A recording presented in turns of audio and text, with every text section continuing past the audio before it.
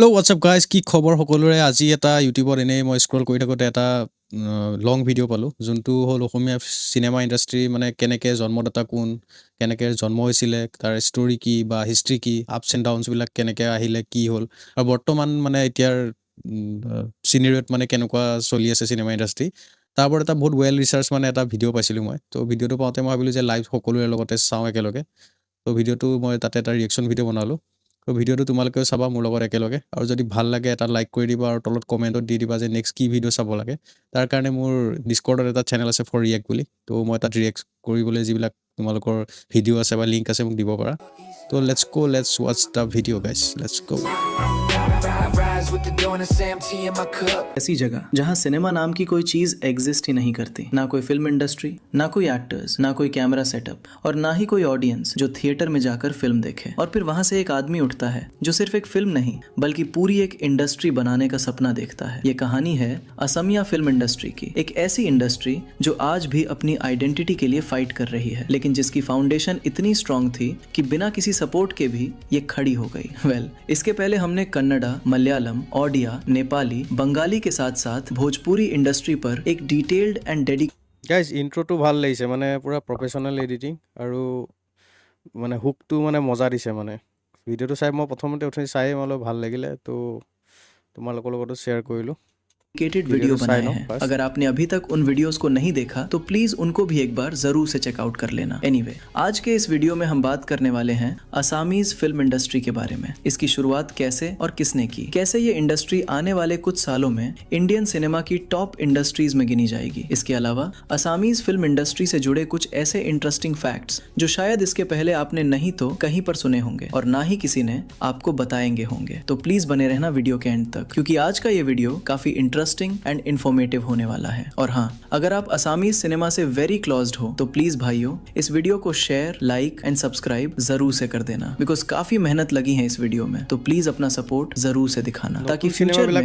इस इंडस्ट्री के स्टार्स पर भी वीडियो बनाने के हमें थोड़ा मोटिवेशन मिले, और स्पेशल से दिखाना ताकि फ्यूचर में इस इंडस्ट्री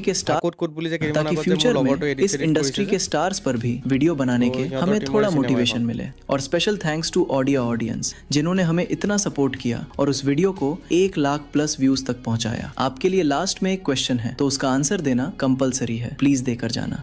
एनीवे, बहुत कर ली इधर उधर की बात। अब without wasting your time let's start an exciting video on raider flick channel. The birth of Assamese cinema when year था 1935। इंडिया अभी ब्रिटिश रूल के अंडर था और सिनेमा अपने अर्ली एक्सपेरिमेंटल फेज में चल रहा था, लेकिन असम उस टाइम इस दुनिया से ऑलमोस्ट डिस्कनेक्टेड था। तब एंटर होते हैं ज्योति प्रसाद अग्रवाला। अगर असमिया सिनेमा एक पेड़ है तो उसका बीज यही इंसान था। ज्योति प्रसाद सिर्फ फिल्म मेकर नहीं थे, वो एक कवि, नाटककार, फ्रीडम फाइटर और एक विजनरी थे जिन्हें सिर्फ फिल्म बनाना नहीं था बल्कि असम की कल्चर, हिस्ट्री और आइडेंटिटी को स्क्रीन पर लाना था। लेकिन प्रॉब्लम ये थी कि असम में कुछ भी नहीं था, ना स्टूडियो, ना कैमरा इक्विपमेंट, ना ट्रेन्ड एक्टर्स, और सबसे बड़ी बात, लोगों के दिमाग में सिनेमा नाम की चीज का कोई कॉन्सेप्ट ही नहीं था। इसलिए ज्योति प्रसाद ने एक बोल्ड डिसीजन लिया। वो जर्मनी चले गए फिल्म मेकिंग सीखने के लिए। सोचो, उस टाइम जब इंडिया में बेसिक फैसिलिटीज भी नहीं थी, एक इंसान यूरोप जा रहा है सिर्फ इसलिए कि वो अपने स्टेट में सिनेमा ला सके। वापस ভাই কেনেকুৱা চিনেমা লাভাৰ হ'ব ভাই, মানে তোমাৰ তেতিয়া জাৰ্মানীলৈ গুচি গৈছে চোৱা, একো মানে না কেৰিয়াৰ আছে কিবা আছে, চিনেমা বস্তু বোলা বস্তুটো নায়েই, কেনেকুৱা ইনস্পাইৰেশ্যন হ'ব লাগিব, মানে জাৰ্মানী গুচি গ'ল, গৈ পেলাই তাত চিনেমা শিকিব। तो आकर उन्होंने असम में ही एक मेक शिफ्ट स्टूडियो बनाया, चित्रबन स्टूडियो। ये असम का पहला फिल्म स्टूडियो था, लेकिन रियलिटी में ये एक प्रॉपर स्टूडियो नहीं बल्कि लिमिटेड रिसोर्सेज के साथ खड़ा किया गया एक ड्रीम सेटअप था। अब बारी आती है एक्टर्स की। उस टाइम एक्टिंग को रिस्पेक्टेबल प्रोफेशन नहीं माना जाता था और स्पेशली विमेन के लिए तो ये ऑलमोस्ट टैबू था। ज्योति प्रसाद को लोगों को कन्विंस करना पड़ा, ट्रेन करना पड़ा, थिएटर आर्टिस्ट को लाना पड़ा और कुछ लोगों को जीरो से सिखाना पड़ा कि कैमरा के सामने एक्ट कैसे करते हैं। और इतनी स्ट्रगल्स के बाद फाइनली रेडी होती है असमिया सिनेमा की पहली फिल्म जॉय मोटी। 1935 में रिलीज हुई ये फिल्म सिर्फ एक सिनेमैटिक प्रोजेक्ट नहीं थी, ये एक स्टेटमेंट थी। स्टोरी थी अहोम किंगडम की एक ब्रेव रानी सती जॉय मोटी की, जिन्होंने अपने पति की रक्षा के लिए टॉर्चर झेला लेकिन सीक्रेट रिवील नहीं किया। इस फिल्म মই এখন নাটক সৰুতে ফাৰ্ষ্ট টাইম মই এবাৰেই ষ্টেজত এক্টিং কৰিছিলোঁ আৰু এইখনে আছিলে নাটকখন, সতী জয়মতীৰ যোনখন গদাপানী পলাই গুচি যায়, তাৰপিছত হেৰি কৰে, মই গদাপানীৰ লগৰ মানে সৈন্যকেইটা থাকে না, মই সেইকেইটা আছিলোঁ। সৰুতে মই এতিয়া মনত আছে স্কুলত ফটো আছে তাৰ কিছুমান में सिर्फ स्टोरी नहीं थी, इसमें एक इमोशन था, एक रेजिस्टेंस था जो उस टाइम के फ्रीडम मूवमेंट से भी कनेक्ट करता था। মোৰ ল'ৰা চুলিক ভাই একো বুজি নাপায়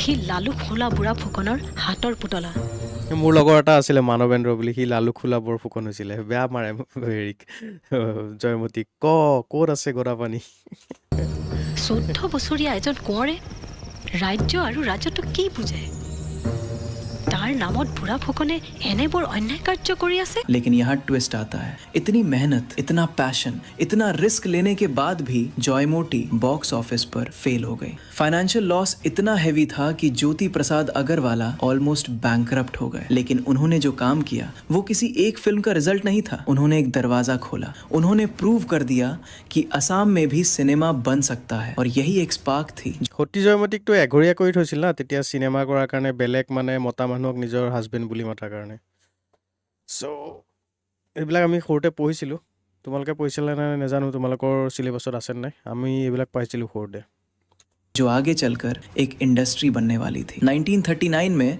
उन्होंने एक और फिल्म बनाई, इंद्रमालती। लो बजट थी, शॉर्ट थी, लेकिन इसका इम्पोर्टेंस बहुत बड़ा था। ये फिल्म एक साइन थी कि असमिया सिनेमा अब रुकने वाला नहीं है। लेकिन फिर 1940s का टाइम आता है, वर्ल्ड वॉर 2, फाइनेंशियल क्राइसिस और इंफ्रास्ट्रक्चर की कमी की वजह से इंडस्ट्री फिर से स्लो डाउन हो जाती है। फिल्म बनाना मुश्किल हो जाता है, फंडिंग मिलना बंद हो जाती है और जो छोटी सी ग्रोथ शुरू हुई थी वो ऑलमोस्ट रुक जाती है। ये फेज असमिया सिनेमा के लिए एक सर्वाइवल टेस्ट था। First golden phase of Assamese cinema আচ্ছা जॉयमोटी और इंद्रमालती के बाद असमिया सिनेमा ने एक इनिशियल स्पार्क जरूर पकड़ा, लेकिन 1940s का दौर इस इंडस्ट्री के लिए काफी चैलेंजिंग रहा। वर्ल्ड वॉर 2 के चलते रिसोर्सेज की হিষ্ট্ৰীত বহুত মাথা মাৰিছে দেই হিষ্ট্ৰীটো পূৰা মানে ডিটেইলত কৈছে মানে বহুত ৰিচাৰ্চ কৰি পেলাই বনাইছে ভাল বনাইছে আমাৰ অসমতো কোনোবাই এনেকুৱা অসমীয়াত ভিডিঅ' বনাব পাৰে মানে অসমক ৰিপ্ৰেজেণ্ট কৰি कमी, फंडिंग का ऑलमोस्ट खत्म हो जाना और इंफ्रास्ट्रक्चर की वीकनेस ने इस इंडस्ट्री को स्लो कर दिया। एक टाइम ऐसा भी आया जब लगने लगा कि असमिया सिनेमा शायद यहीं रुक जाएगा। लेकिन 1950s के साथ पिक्चर बदलनी शुरू होती है। ये वो फेज था जहां से असमिया सिनेमा ने अपनी कमबैक जर्नी स्टार्ट की और इस रिवाइवल के सेंटर में एक बहुत बड़ा नाम उभर कर आया, डॉक्टर भूपेन हजारिका। वो सिर्फ एक फिल्म मेकर नहीं थे बल्कि एक कंप्लीट क्रिएटिव फोर्स थे, म्यूजिक कंपोजर, लिरिसिस्ट, सिंगर और एक विजनरी स्टोरी टेलर। उनकी फिल्म्स सिर्फ एंटरटेनमेंट तक लिमिटेड नहीं थी बल्कि उन्होंने सोसाइटी के रियल इश्यूज, असमिया कल्चर और ह्यूमन इमोशंस को डीपली रिप्रेजेंट किया। उन्होंने इंडस्ट्री को एक क्लियर डायरेक्शन दी, मीनिंगफुल और कंटेंट ड्रिवन सिनेमा की। इस रिवाइवल फेज के दौरान और भी फिल्म मेकर्स इंडस्ट्री से जुड़ने लगे। इंडस्ट्री अभी भी छोटी थी लेकिन उसमें काम करने वाले लोगों का पैशन और कमिटमेंट बहुत स्ट्रॉन्ग था। इसी पीरियड में निप बरुआ जैसे फिल्म मेकर्स ने असमिया सिनेमा को एक कमर्शियल एंगल देने की कोशिश की ताकि फिल्म्स सिर्फ क्रिटिकली अप्रिशिएटेड ही नहीं बल्कि फाइनेंशियली वायबल भी बन सके। 1960s और 70s के बीच असमिया सिनेमा को एक और मेजर बूस्ट मिला जब भावेंद्र नाथ सैकिया जैसे फिल्म मेकर ने एंट्री ली। उनकी फिल्म्स रियलिस्टिक और ग्राउंडेड মোৰ এইটো পাৰ্চনেল অপিনিয়ন হয় ভৱেন্দ্ৰনাথ শইকীয়াৰ চিনেমা মানে ভূপেন হাজৰিকাৰ চিনেমা এখনো ভালেই লাগে কিন্তু ভৱেন্দ্ৰনাথ শইকীয়াৰ চিনেমাত মই মানে বেছি চাই পেলাই তেতিয়া বেছি কানেক্ট কৰিছিলোঁ মানে होती थी जिन्होंने मल्टीपल नेशनल अवार्ड्स जीतकर असमिया सिनेमा को नेशनल लेवल पर रिकग्निशन दिलाया। আৰু ইয়াৰ ক্ষেত্ৰত ভৱেন্দ্ৰনাথ শইকীয়াৰ বহুতখিনি আমাৰ হেৰি আছে। ভৱেন্দ্ৰনাথ শইকীয়াই 20 বছৰ 6খন চিনেমা বনাইছে আৰু প্ৰতিখন চিনেমাই এটলিষ্ট এটা নেশ্যনেল এৱাৰ্ড পাইছে। অগ্নিস্নান, অনিৰ্বাণ, সন্ধ্যাৰাগ আৰু কি আছিলে আৱৰ্ত এইখিনি হিন্দী ছাবটাইটেল দিব লাগিছিলে বেলেগ মানুহে চালে নুবুজিব এইখিনি বহুত ভাল কথা কৈছে 20 বছৰত কিমান কেইখন বনালে ক'লে ইমান কম চিনেমাত আৰু গোটেইখনতে নেশ্যনেল এৱাৰ্ড পাইছে মানে সেইটো গোটেই কেইখনতে ভৱেন্দ্ৰনাথ শইকীয়াৰ এটা কেণ্ডাৰ হেৰি এটা তেওঁ আছিলে। ফৰ এক্সাম্পল সন্ধ্যাৰাগত। इसी ट्रेजेक्टरी को आगे बढ़ाते हुए जानू बरुआ ने असमिया सिनेमा को इंटरनेशनल प्लेटफॉर्म तक पहुंचाया। उनकी फिल्म हलोदिया चोराए बोधन खाई जो कि रिलीज हुई थी साल 1987 में और इस फिल्म ने नेशनल अवार्ड जीता और ग्लोबल फिल्म फेस्टिवल এখন চিনেমা নেকি উইদাউট মেকআপ কৰিছিলে চিনেমাখন এইখনে আছিল নেকি फेस्टिवल्स में भी असम का नाम एस्टैब्लिश किया। इस दौरान असमिया सिनेमा को कुछ स्ट्रॉन्ग परफॉर्मर्स भी मिले जिन्होंने लिमिटेड रिसोर्सेज के बावजूद ऑडियंस को थिएटर्स तक अट्रैक्ट किया। बिजू फुकन, निपुण गोस्वामी और प्रांजल सैकिया जैसे एक्टर्स ने इंडस्ट्री को स्टेबिलिटी दी, जबकि एक्ट्रेसेस जैसे मोलोया गोस्वामी और जरीफा वाहिद ने भी स्ट्रॉन्ग स्क्रीन प्रेजेंस के साथ अपनी पहचान बनाई। लेटर फेज में जतिन बोरा जैसे स्टार्स ने कमर्शियल स्पेस को और स्ट्रॉन्ग किया। अगर इस पीरियड की इंपॉर्टेंट फिल्मों की बात करें तो 1955 की पियोली फुकन एक सिग्निफिकेंट हिस्टोरिकल प्रोजेक्ट थी जिसे नेशनल अवार्ड मिला। फिर अगले साल यानी 1956 की एरा बातोर सुर, जो कि डॉक्टर भूपेन हजारिका की फिल्म थी, अपने म्यूजिक और स्टोरी टेलिंग के लिए आज भी याद की जाती है। इसके अलावा 1961 में आई शकुंतला ने कमर्शियल सक्सेस हासिल करके ऑडियंस बेस को एक्सपैंड किया। फिर हलोधिया चौराहे बोधन खाई, जो अप्रॉक्स 10 से 15 लाख के बजट में बनी थी, अपने इम्पैक्ट के जरिए इंडस्ट्री को एक नए लेवल पर ले गई। इसी तरह 1992 की फायरिंग गोटी ने भी क्रिटिकल एक्लेम और अवार्ड्स के जरिए असमिया सिनेमा की रेपुटेशन को ফায়াৰিং গতি এখন কি চিনেমা আজিয়ে শুনিছো দেখোন। और स्ट्रॉन्ग किया। 1990s का पीरियड एक ट्रांजिशन फेज था। एक तरफ इंडिया में लिबरलाइजेशन के बाद बॉलीवुड रैपिडली ग्रो कर रहा था, वहीं दूसरी तरफ असमिया सिनेमा अभी भी अपनी स्ट्रगल से फुली बाहर नहीं निकल पाया था। इसी फेज में जतिन बोरा एक गेम चेंजर बनकर सामने आए। उन्होंने असमिया सिनेमा में कमर्शियल एनर्जी और ऑडियंस पुल वापस लाया। उनकी फिल्म हिया दिया निया एक मेजर टर्निंग पॉइंट साबित हुई। হিয়া দিয়া নিয়া সৰুতে চাব গৈছিলোঁ আমি। মই তেতিয়া মামা ঘৰত আছিলোঁ, আমাৰ নগাঁৱৰ বেবেজীয়াত মোৰ জামুগুৰিত মামা ঘৰ আছিলে। তাতে বাছ এখন ঠিক কৰিছে, বাছখনত গৈছিলোঁ। টিকেট লৈ পেলাই মাৰপিট মানুহৰ, মানে কেনেকুৱা পাগলা মানে। আৰু এখন চিনেমা আছিল যৌৱনে আমনি কৰে, সেই দুখন চিনেমা মই সৰু আছিলোঁ বহুত, মাহঁতৰ মানে চাব কৰিব উৎপাত মানে। সেইটো জামানা বেলেগ আছিলে তেতিয়া। অসমীয়া চিনেমা মানে গল্ডেন এজটো মানে সেই তেতিয়ালৈকে মই পূৰা মনত আছে মানে দেই। 10 to 15 लाख के बजट में बनी इस फिल्म ने 1 to 2 करोड़ के आसपास का बॉक्स ऑफिस कलेक्शन किया, जो उस टाइम के हिसाब से एक मैसिव सक्सेस था। इस फिल्म ने ये प्रूव कर दिया कि अगर कंटेंट ऑडियंस के साथ कनेक्ट करे तो रीजनल लैंग्वेज की फिल्म्स भी स्ट्रॉन्ग कमर्शियल परफॉर्मेंस दे सकती हैं। তুমি মোৰ বন্ধু বন্ধু সেইকাৰণে তুমি মোক সদায় পুতলাৰ নিচিনা নচুৱাই দেখিবা। নিজৰ ইণ্টাৰেষ্টত তুমি মোক ইউজ কৰিবা।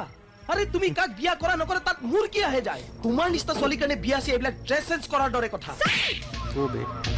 इस पूरे दौरान इंडस्ट्री में डायरेक्टर्स, प्रोड्यूसर्स और टेक्नीशियंस धीरे धीरे इवॉल्व हो रहे थे, लेकिन सबसे बड़ा चैलेंज अभी भी बजट और डिस्ट्रीब्यूशन ही था। Limited theatres, almost negligible marketing और बॉलीवुड का हेवी डोमिनेंस असमिया सिनेमा के ग्रोथ को रिस्ट्रिक्ट कर रहा था। फिर भी 1950 से लेकर 2000 तक का ये सफर एक स्ट्रॉन्ग मैसेज देता है। असमिया सिनेमा ने कभी भी गिव अप नहीं किया। हर जनरेशन ने अपने लेवल पर इस इंडस्ट्री को सर्वाइव कराया और आगे बढ़ाया।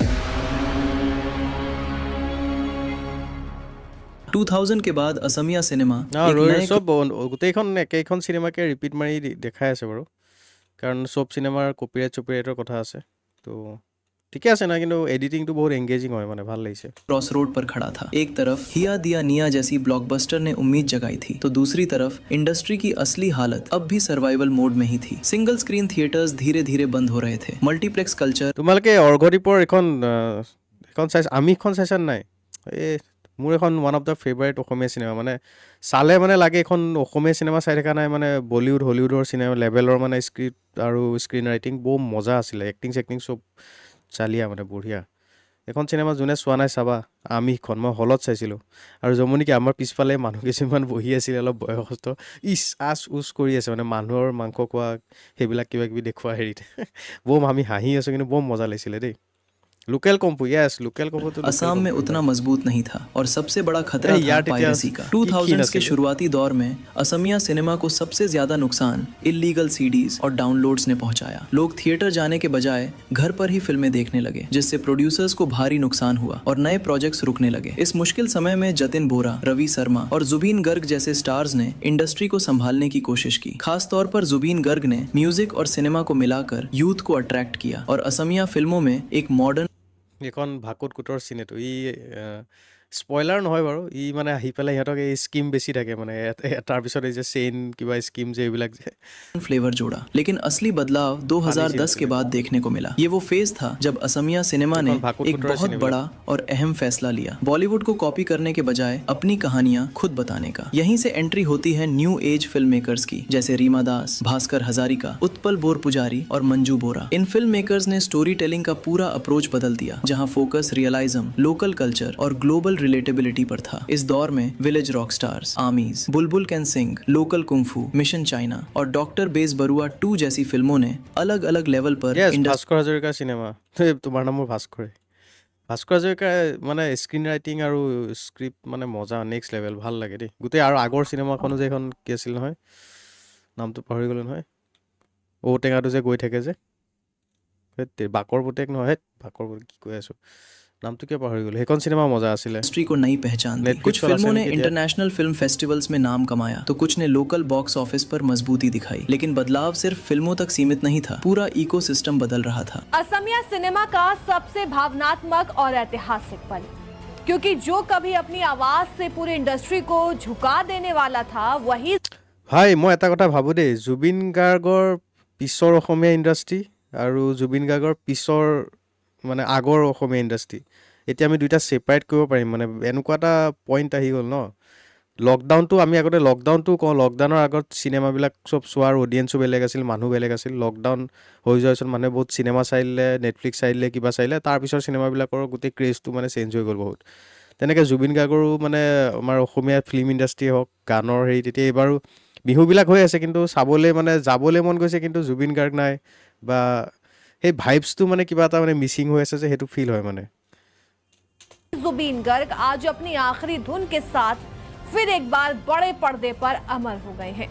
उनकी आखिरी फिल्म रोई रोई बिनाले ने न सिर्फ दिलों को जीता बल्कि बॉक्स ऑफिस पर इतिहास रच दिया है। डिजिटल फिल्म मेकिंग ने लागत कम कर दी, जिससे यंग क्रिएटर्स अब बिना बड़े बजट के भी फिल्म बना सकते थे। यूट्यूब और OTT प्लेटफॉर्म्स ने डिस्ट्रीब्यूशन के नए रास्ते खोले, जिससे पहले सीमित थिएटर्स तक सीमित रहने वाली असमिया फिल्में अब इंटरनेशनल ऑडियंस तक पहुंचने लगी। यही इस इंडस्ट्री का सबसे बड़ा टर्निंग पॉइंट बना। रीमा दास की सफलता ने यह साबित कर दिया कि अगर कहानी दमदार हो तो भाषा की कोई सीमा नहीं होती। असमिया सिनेमा अब सिर्फ असम तक सीमित नहीं रहा, बल्कि ग्लोबल ऑडियंस के लिए कंटेंट तैयार कर रहा है। स्टार्स की बात करें तो कमर्शियल स्पेस में रवि शर्मा और जतिन बोरा अब भी मजबूत मौजूदगी रखते हैं, जबकि जुबीन गर्ग एक मल्टी टैलेंटेड आइकन बन चुके हैं, सिंगर, एक्टर और कंपोजर के रूप में। नई पीढ़ी में भानीता दास जैसे चेहरों ने इंटरनेशनल पहचान बनाई, जबकि वर्षा रानी बिशाया जैसे एक्टर्स ने रीजनल ऑडियंस के बीच अपनी मजबूत पहचान कायम रखी। डायरेक्टर्स की बात करें तो रीमा दास और भास्कर हजारिका ने असमिया सिनेमा को ग्लोबल मैप पर लाने में अहम भूमिका निभाई, जबकि जानहू बरुआ जैसे दिग्गजों का प्रभाव आज भी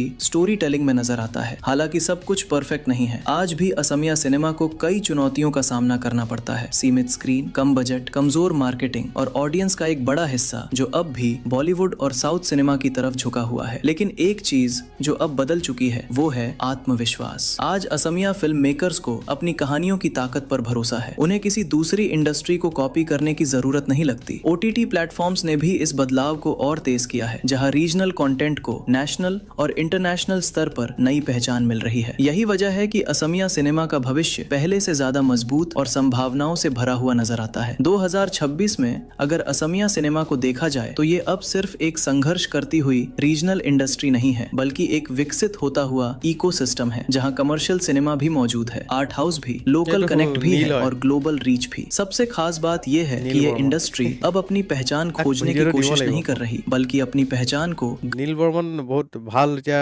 অসমীয়া ইণ্ডাষ্ট্ৰীত ৰাইটিং কৰি আছে মোৰ মোৰ ষ্টৰি এটা আছে তাৰ লগত মানে মই কথা পাতিছিলোঁ তো নীলৰ তালে মই মাজে মাজে আমি গৈ থাকোঁ নীলৰ তাতে যাব লাগিব তাক মই ভিডিঅ'টো শ্বেয়াৰ কৰিম ৰ'বা দেখালে সি ভাল পাব ভাল ভিডিঅ'টো ভাল বনাইছে গোটেইটো চাই লওঁ गर्व के साथ दुनिया के सामने पेश कर रही है। जॉय मोटी से शुरू हुआ यह सफर आज एक ऐसे मोड़ पर खड़ा है जहां से भविष्य और भी बड़ा हो सकता है।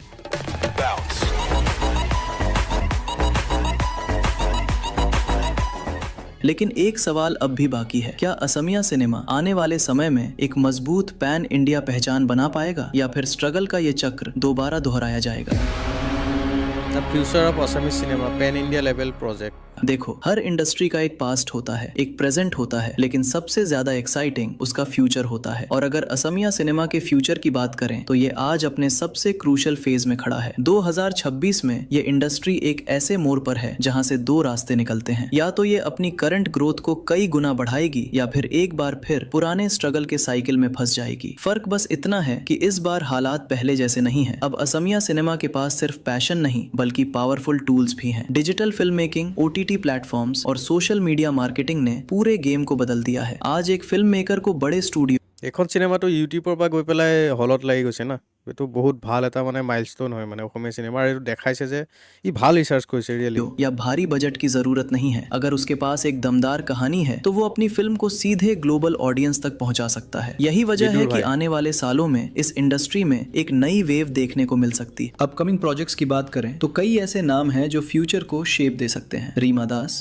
अपने अगले इंटरनेशनल लेवल प्रोजेक्ट पर काम कर रही हैं, जो एक बार फिर रूरल असम की जड़ों से जुड़ी कहानी को दुनिया के सामने पेश करेगा। उनसे उम्मीदें इसलिए भी ज्यादा हैं क्योंकि वो पहले ही ये साबित कर चुकी हैं कि वो वर्ल्ड क्लास सिनेमा बना सकती हैं। वही भास्कर हजारिका भी एक नए डार्क थीम प्रोजेक्ट पर काम कर रहे हैं। आमिस जैसी फिल्म के बाद ये साफ है कि वो ऑडियंस को कुछ अलग, बोल्ड और अनकंफर्टेबल जोन में ले जाने वाले हैं। कमर्शियल स्पेस में जुबीन गर्ग का एक large scale musical drama project भी चर्चा में है, जो इमोशनल और एंटरटेनमेंट दोनों लेवल पर कनेक्ट कर सकता है। अगर इसका एग्जीक्यूशन सही रहा तो ये असमिया सिनेमा के लिए अगला बड़ा बॉक्स ऑफिस मोमेंट बन सकता है। इसके अलावा एक नई जनरेशन भी उभर रही है, जो यूट्यूब, शॉर्ट फिल्म्स और इंडी सर्किट से निकलकर फीचर फिल्मों की तरफ बढ़ रही है। ये जनरेशन फियरलेस है, एक्सपेरिमेंट करने से नहीं डरती और शायद यही इसे सबसे ज्यादा खास बनाता है। हालांकि सिर्फ फिल्म मेकर्स और प्रोजेक्ट्स ही फ्यूचर तय नहीं करते, ऑडियंस भी उतनी ही अहम भूमिका निभाती है। आज असमिया ऑडियंस धीरे धीरे अपनी भाषा की फिल्मों को सपोर्ट कर रही है, लेकिन अगर ये सपोर्ट लगातार बढ़ता है तो इंडस्ट्री का पूरा इकोनॉमिक स्ट्रक्चर बदल सकता है। मल्टीप्लेक्स का विस्तार, बेहतर डिस्ट्रीब्यूशन और मजबूत गवर्नमेंट सपोर्ट, ये तीन फैक्टर्स अगर सही डायरेक्शन में काम करें तो असमिया सिनेमा को नेक्स्ट लेवल तक पहुंचने से कोई नहीं रोक सकता। एक और बड़ा फैक्टर है pan India reach. South Indian फिल्मों ने यह साबित कर दिया है कि भाषा अब बैरियर नहीं रही। अगर असमिया सिनेमा अपनी रूटेड स्टोरीज को यूनिवर्सल इमोशंस के साथ पेश करता है तो वो भी नेशनल लेवल पर बड़ा আমিও এইটো কথাই কৈ থাকোঁ। মানে এতিয়া চোৱা, অসমত মানে অসমীয়া চিনেমাটো এনেকৈ মানে প্ৰমোট কৰিলে লাভ নাই যে অসমীয়া চিনেমা আপোনালোকে চাওক, কি জাষ্ট বিকজ অসমীয়া চিনেমা সেইকাৰণে যে মানুহে চাব লাগিব মানে তাৰ কোনো হেৰি নাই না। এতিয়া মানুহৰ তাত বহুত অপশ্যন আছে, বহুত চিনেমা চাব পাৰিব। তো অসমীয়া চিনেমা বুলি নবনাই মানে ইণ্টাৰনেশ্যনেল লেভেলত যিমান স্ক্ৰিপ্ট ৱাইজ বা স্ক্ৰীন প্লে ৱাইজটো এটলিষ্ট ইণ্টাৰনেশ্যনেল লেভেলত মানে লিখিব কৰিব পৰা যায়। মানে টেকনিকেলি নোৱাৰিব পাৰে, কিন্তু বহুত লেভেলত পাৰি মানে কৰিবলৈ। আৰু এতিয়া AI আহি গ'ল, কিবা কিবি ছায়েন্স ফিকশ্যনো সৰু সুৰা বনাই দিব পাৰি মানে। তো সেইটো মেণ্টেলিটি লৈ পেলাই মানে ৱৰ্ল্ড অডিয়েন্স বা এটলিষ্ট ইণ্ডিয়ান অডিয়েন্সক দেখাম বুলি যদি অসমীয়া চিনেমাখন বনায়, তেতিয়া মোৰ মতে বেছি ভাল হ'ব। মানে ৰিচটো বাঢ়িব আৰু মানে অসমীয়া চিনেমা বুলি মানে এই এটা বাহানা দিয়া নিচিনা হয় না, যে মানে সেই অসমীয়া চিনেমা আৰু প্লিজ মানে মাফ কৰি দিয়া বা বেয়াকৈ নক'বা।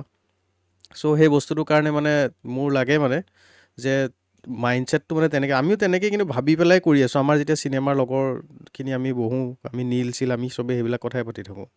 इम्पैक्ट क्रिएट कर सकता है। सोचिए, एक ऐसी फिल्म जो असम की मिट्टी से जुड़ी हो लेकिन जिसकी कहानी पूरे इंडिया को अपनी लगे, वही होगा असमिया सिनेमा का असली ब्रेक थ्रू। और कैसे साउथ की तरह इंडियन सिनेमा की बाकी इंडस्ट्री भी पैन इंडिया मार्केट में अपना स्ट्रॉन्ग एम्पायर खड़ी कर सकती है, उसके ऊपर पूरा केस स्टडी वीडियो आने वाला है। सो अभी तक सब्सक्राइब नहीं करा है तो करके रख लो यार। अब तक ये इंडस्ट्री सर्वाइव करती आई है, लेकिन आने वाले समय में ये डोमिनेट भी कर सकती है। जरूरत है सही कंटेंट, सही सपोर्ट और सही टाइमिंग की। जॉय मोटी से शुरू हुई ये जर्नी स्ट्रगल, फेलियर, कमबैक और री इन्वेंशन से गुजरते हुए आज एक ऐसे मुकाम पर खड़ी है जहां से कुछ भी मुमकिन है। अब सवाल ये नहीं है कि असमिया सिनेमा सरवाइव करेगा या नहीं, असली सवाल ये है क्या ये इंडस्ट्री अपनी कहानी पूरी दुनिया को सुना पाएगी। एंड इसका जवाब तो हम आपको नहीं दे सकते, लेकिन शायद इसका आंसर आने वाले कुछ सालों में हमें मिल जाएगा। सो गाइज, ये था आज का हमारा ये डेडिकेटेड वीडियो। अगर वीडियो पसंद आया हो तो please like, share and subscribe जरूर से कर देना, और कमेंट करना तो कंपलसरी है, कमेंट तो करके ही जाना। অ'কে গাইজ, ভিডিঅ'টো মই অথনি অকণমান জাষ্ট হুকটো চাই মোৰ ভাল লাগিলে, মই ভাবিলোঁ এইটো লাইভ ষ্ট্ৰীমত চাম বুলি। তো ভিডিঅ'টো বহুত ৱেল ৰিটেন হয়, মানে বহুত ধুনীয়াকৈ ৰিচাৰ্চ আৰু মানে ধুনীয়াকৈ লিখিছে, মানে বহুত এংগেজিং হয়, এডিটিং চেডিটিং মজা, আৰু যিখিনি কথা কৈছে মানে কাৰেক্ট হয়, মানে তুমি ক'ব নোৱাৰা এইটো নহয় বুলি। চ' বহুত ৱেল ৰিচাৰ্চ হয়, মানে চাই পেলাই ভাল লাগিলে। চেনেলটো মই সেইকাৰণে ছাবস্ক্ৰাইব কৰিছোঁ, 3টামান চেনেল আছে সিহঁতৰ, আৰু উৰিয়া চিনেমাৰ ওপৰত আৰু কিবা কিবি চিনেমাৰ ওপৰত মানে অলৰেডি ভিডিঅ' বনাইছে। তো এইটো ভাল চেনেল। আমাৰ অসমতো এনেকুৱা চেনেল হ'ব লাগে, মানে চিনেমাৰ ওপৰত ৰিলেটেড, মানে চিনেমাক ক্ৰিটিচাইজ কৰক, মানে পজিটিভলিয়ে কথাখিনি কওক লাগিলে, কিন্তু মানে যে যিটো বেয়া সেইটো বেয়া বুলি কওক, তেনেকুৱা চেনেল মানে, আৰু যিটো মানে ইম্প্ৰুভ কৰিব পাৰি, মানে তেনেকুৱা এটা কনষ্ট্ৰাক্টিভ ক্ৰিটিচিজম যদি লয়, তেতিয়া মানে ভিডিঅ'টো চায়ো ভাল লাগে। তো ইয়াতে ভাল বনাইছে, ইয়াত আৰু বহুত কিবা কিবি ভিডিঅ' আছে। তো নাইচ ভিডিঅ'টো ভাল লাগিল, ৰিয়েলি নাইচ ভিডিঅ' আছে। উৰিয়া চিনেমাৰ ওপৰত আছে, আৰু দিছ তেলেগু ছুপাৰষ্টাৰ ফিনিছ অ'কে ন' film left in 2026 Nepali cinema আছে বেংগলী চিনেমা আছে অ'কে কিন্তু এই গোটেই চেনেলটোৱে চাব লাগিব কাৰণ বহুত মানে ভাল ভাল কণ্টেণ্ট আছে আৰু ভাল মানে ৱেল ৰিচাৰ্চ হয় মানে তো নেক্সট টাইম এইটো চাব লাগিব thank you Rise with the dawn and Sam tea in my cup. Streaming through the night, never giving it up. The rhino walks proud.